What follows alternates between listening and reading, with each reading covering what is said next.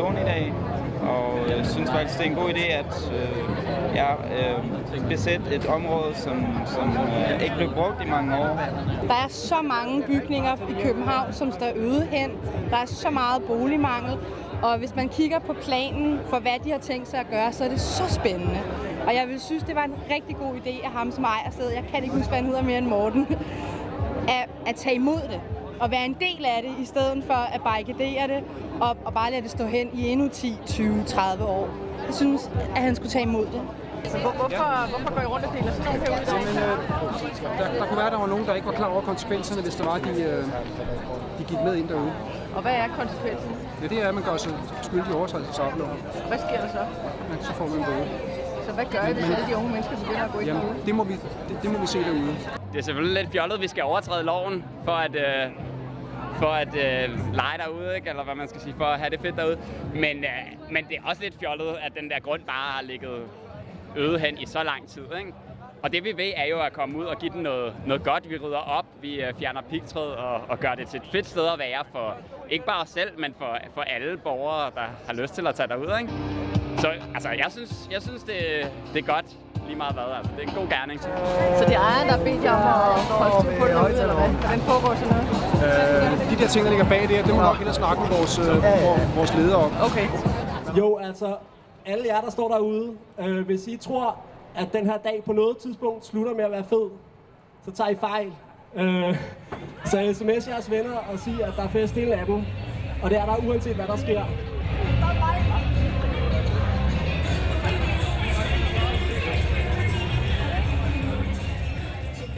Som i de gamle dage. Giv mig frisindet igen, der nu er under byens tag. Giv mig København igen, min farverige gamle ven. Giv mig underhold igen, min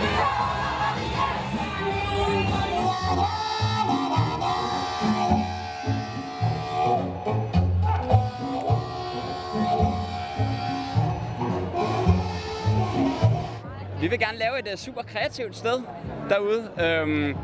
Altså, det er i hvert fald min opfattelse af, hvad der skal ske, ikke? Altså, der skal ske nogle gode kræfter og noget godt initiativ med en grund, der bare har ligget fyldt med pigtråd og gamle ting i rigtig lang tid. Altså, jeg tror nok, at man efter nogle uger kan oprette sådan ulige aktiviteter, lave nogle sportsaktiviteter og få nogle unge i gang, som kan være kreative.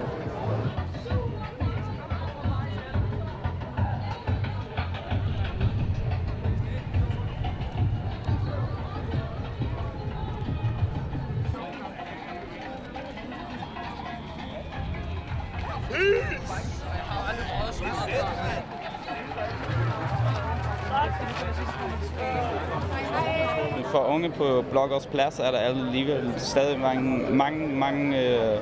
mange voldelige ting, mange unge, som er på gaden og ikke ved, hvad de skal gøre. Så hvis kommunen vil investere nogle flere penge i det, så vil det nok være en god løsning. Vores friheder til at være os selv bliver mere og mere indskrænket.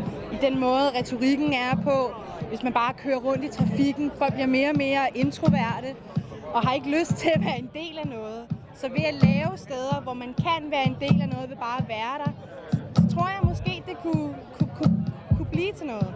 Det er i hvert fald et forsøg. Der mangler steder, hvor man kan være lidt skæv og lidt anderledes og kan lave sine egne projekter, sådan, selvom de er lidt skøre og ikke lige passer til den gængse tanke. Eller sådan. Og det tror jeg, det bliver derude på Søminen. Det gør det. Det var fordi, at vi er så mange, at vi må have lov til at komme ind på grunden. Lydvarmen bliver stående herude, men bare gå derind.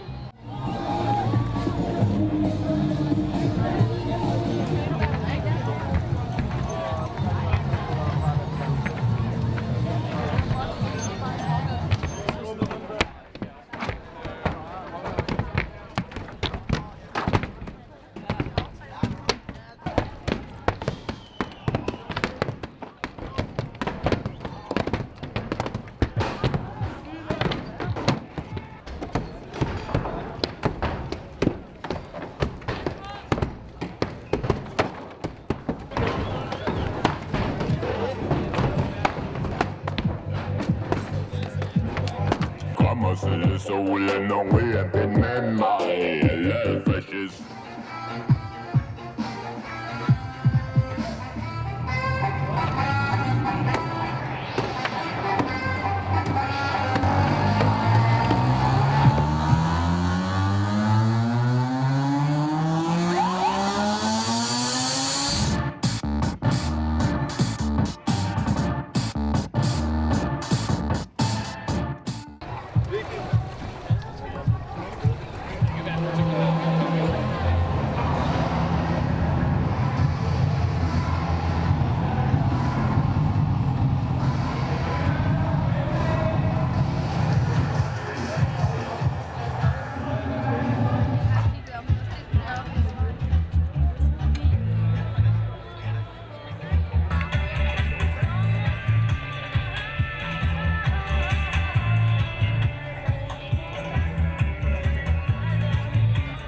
Altså, jeg glæder mig til mange ting. Jeg glæder mig til at bygge scene og bygge toiletter og være ude og bare ude og hygge mig.